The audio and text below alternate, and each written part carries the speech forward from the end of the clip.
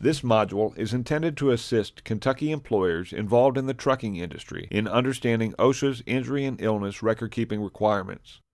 Although the information contained within this module addresses OSHA's injury and illness record-keeping standards that are pertinent to the trucking industry, this module does not address all of an employer's legal obligations relative to the subject matter.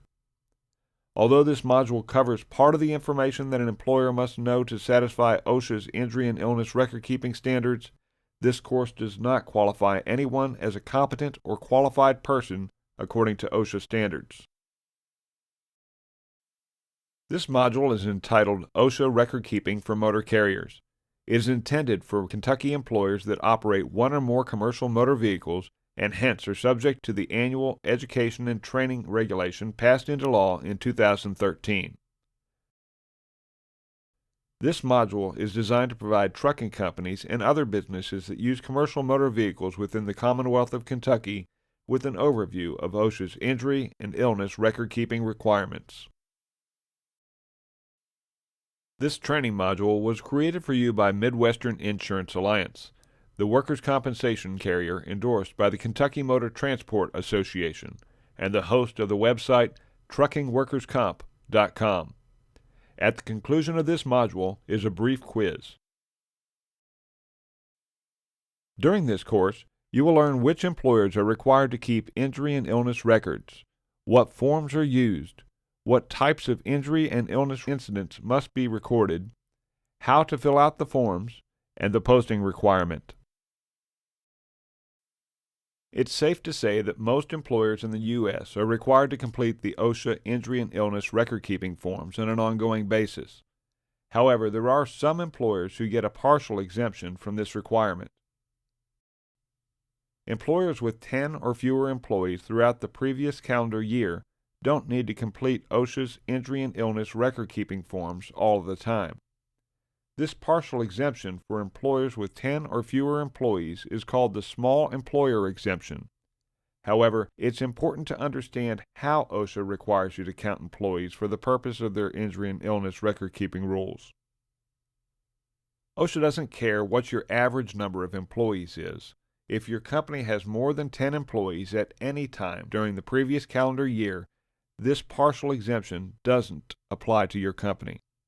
It only counts for employers who did not break that magic 10-employee threshold at any point during the previous calendar year. Also, when counting employees, it doesn't make any difference to OSHA if the employees are full-time or part-time, temporary or seasonal.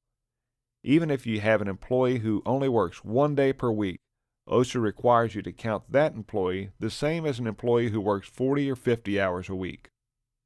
Lastly, it's the number of employees within the entire company that matters, not the number of employees at a particular location. So if your company has 2 locations, one with 5 employees and one location with 7 employees, you'll be required to fill out OSHA's injury and illness record-keeping forms because the total employment within your company is greater than 10 employees. In addition to the partial exemption for small employers, certain industries get a pass and are not required to complete OSHA's injury and illness record-keeping forms. These are low-hazard industries. For example, the forms do not need to be completed on an ongoing basis if your company is a restaurant, a bank, or a medical office. If you're curious if your industry is on that list, you can check out OSHA's website, www.osha.gov. Once on the home page, type the term record keeping into the search field, and you can find a complete list of exempt industries. However, if your business is a trucking company, let me save you the effort of looking. Your business is not listed. Unless you fall under the partial exemption for small employers, you are one of the millions of companies that are required to complete the OSHA injury and illness record-keeping forms every year. If you were paying attention, you probably noticed that I didn't say that there's an exemption for small employers or certain industries. I said that there's a partial exemption for small employers and certain industries. By partial exemption, I mean that those companies are not required to complete OSHA's injury and illness record-keeping forms every year, like most companies are, but they still may be required to complete those forms occasionally. For data collection purposes, the Bureau of Labor Statistics randomly selects employers to complete OSHA's injury and illness record-keeping forms and then submit them. Because the Bureau of Labor Statistics wants a representative sample of the entire U.S. workforce, they don't exempt any business, small or large, low hazard or high hazard. If they pick your company to participate in this data collection process, you'll receive a letter from the Bureau of Labor Statistics explaining that you're required to complete OSHA's injury and illness record-keeping forms throughout the upcoming calendar year, and to submit those completed forms to the Bureau of Labor Statistics at the end of the year. If you have not received a letter like this at some point in your career, you probably will. On a side note, this is the only time that you're asked to submit your OSHA injury and illness record-keeping forms to the government. All other times you must simply complete the forms and hold on to them at your place of business. If your company is inspected by OSHA, one of the first things that they'll ask to see are the injury and illness record-keeping documents that we'll discuss in this module. Also, all employers are required to report any work-related fatality or any single event that results in the inpatient hospitalization of 3 or more employees. This notification must be made to Kentucky OSHA and must be made within 8 hours of the incident. This requirement to notify OSHA of fatalities and catastrophic events applies to all employers, even those that are partially exempt from OSHA's injury and illness record-keeping rules. There are 3 forms that you, the employer, must complete. These are the OSHA Form 300, which is the log of work-related injuries and illnesses, the OSHA Form 301, which is the Injury and Illness Incident Report, and the OSHA Form 300A, which is the Summary of Work-Related Injuries and Illnesses. OSHA Forms 300 and 301 are maintained on an ongoing basis, meaning that recordable injuries and illnesses must be entered on these forms as they occur throughout the year. The OSHA Form 300A is completed after the end of the year, summarizing the number of recordable cases that occurred. Although it is easiest to simply use the OSHA forms, OSHA allows employers to use equivalent forms in place of these forms as long as the equivalent forms contain all of the same data elements and are as easy to read as the OSHA forms. Before we get into the nuts and bolts of how to fill out these forms, we need to take some time to understand what injuries are recordable. For motor carriers, the term recordable likely causes safety directors to think of the accident register and which motor vehicle accidents are defined as recordable for the purposes of compliance with FMCSA rules. Although OSHA uses the same term, recordable, it has an entirely different definition. For OSHA's purpose, recordable means any work-related injury or illness that meets certain severity criteria. Although that's a pretty short definition, it's important to pull out the key terms and consider what they mean. The key terms in this definition are work-related, injury or illness, and severity criteria. We'll talk about each of these bullet items individually. First, let's look at the term work-related. The term work-related is pretty easy to understand. If an injury or illness was caused by, contributed to, or significantly aggravated by activities in the work environment, it would be considered work-related. Don't let the term work environment throw you. That term doesn't mean that an injury is only work-related if it happens at your company facility. In short, if work makes any contribution to an injury or illness, it's considered work-related for OSHA's record-keeping purposes. There are, however, certain activities that occur in the work environment that OSHA does not consider work-related. For example, injuries resulting from eating or drinking or preparing one's own food in the workplace are not considered work-related by OSHA. Contracting a cold or a flu at work is not considered work-related by OSHA. Intentionally inflicted injuries are not considered work-related, and neither are mental illnesses. and injuries caused by a motor vehicle accident in your parking lot while the employee is commuting to or from work are not considered work-related by OSHA. For a complete list of activities, refer to the text of the regulation, which can be found on OSHA's website, www.osha.gov, by typing record keeping in the search field. I said that any work-related injury or illness that meets certain severity criteria is recordable. Now, we've talked about what the term work-related means. Now let's briefly take a look at how OSHA defines the term injury or illness. OSHA defines an injury or illness as an abnormal condition or disorder. Injuries include cases such as cuts, fractures, and sprains that stem from a single event. Illnesses, on the other hand, include cases of skin disease, respiratory conditions, or cumulative trauma that result from prolonged exposure. Exposures that do not result in signs or symptoms are not considered injuries or illnesses, and should therefore not be recorded on OSHA's forms. For example, if an employee is exposed to diesel fumes and does not exhibit any signs or symptoms due to the exposure, it's not recordable. We've talked about how OSHA defines the terms work-related and injuries or illnesses. Now let's briefly take a look at the severity criteria. To be recorded, work-related injuries and illnesses have to meet one or more of these criteria: death, loss of consciousness, days away from work, restricted work activity or transfer to another job, or medical treatment beyond first aid. We'll talk about each of these individually. As we do, you'll be shown how to record these cases on the appropriate OSHA forms.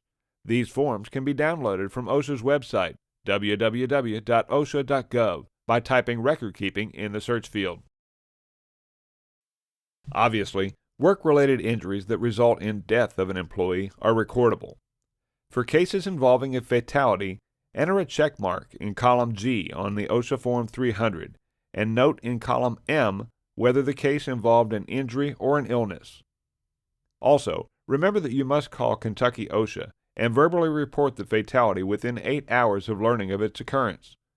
It's important to note that fatalities from motor vehicle accidents must be recorded on this form, regardless of where the motor vehicle accident occurred. Work-related injuries or illnesses that result in one or more days away from work are recordable. For cases that involve one or more days away from work, you must place a check mark in column H on the OSHA 300 and enter the number of calendar days that the employee was away from work in column K. Then note in column M whether the case involves an injury or an illness. When counting the days, be sure to count the days the employee would not have been able to work, regardless of whether he or she was scheduled to work. This would include weekends and holidays, but do not count the day of the injury. If the day count reaches 180 calendar days, you may stop counting subsequent days and enter 180 in column K. Work-related injuries or illnesses that result in restricted work activity or a job transfer are recordable. For cases that involve restricted work activity or job transfer, you must place a check mark in column I on the OSHA 300 and enter the number of calendar days the employee was restricted in column L. You count the days in the same manner as counting days away from work. Then note in column M whether the case involves an injury or an illness. An employee is considered restricted if he or she is unable to work a full shift or is unable to perform all of the work activities he or she would be expected to do at least once during a week. Work-related injuries or illnesses that result in medical treatment beyond first aid are recordable. In contrast, work-related injuries or illnesses that only involve first aid treatment are not recordable, as long as none of the other severity criteria have been met. Although you may have an idea of what first aid is, just to avoid any confusion, OSHA lists 14 specific treatments in the record-keeping regulation that it considers to be first aid. These include non-prescription medication, wound coverings, and hot and cold treatment. To see the entire list, go to OSHA's website, www.osha.gov, and type record keeping in the search field. For cases that involve medical treatment beyond first aid, you must place a check mark on the OSHA Form 300 in column J, which is for other recordable cases. Then note in column M whether the case involves an injury or an illness. In addition to the OSHA 300 log, you must fill out an injury and illness incident report for every recordable work-related injury or illness. This must be done within 7 calendar days after you receive information that a recordable work-related injury or illness has occurred. The last of the 3 forms required by OSHA's record-keeping standard is the Summary of Work-Related Injuries and Illnesses. This form must be completed even if no injuries or illness occurred during the calendar year. Using the Form 300, count the individual entries you made for each category. Then write the totals on the left side of the Form 300A. If you had no cases, write in a 0. On the right side of the Form 300A, fill in your company information. Also, in this section of the form, a company official must certify that the entries on the summary are true, accurate, and complete. The certifying official must be the owner of the company, an officer of the corporation, the highest-ranking company official at that particular location, or that person's supervisor. You must keep these forms on file for 5 years. You must also update the Form 300 with any changes that may occur to the recorded cases during that period. Lastly, you must post a copy of the annual summary in each company location in a conspicuous place where other notices to employees are customarily posted. You must post it no later than February 1st of the year following the year covered by the records. And you must keep the posting in place for 3 months until April 30th.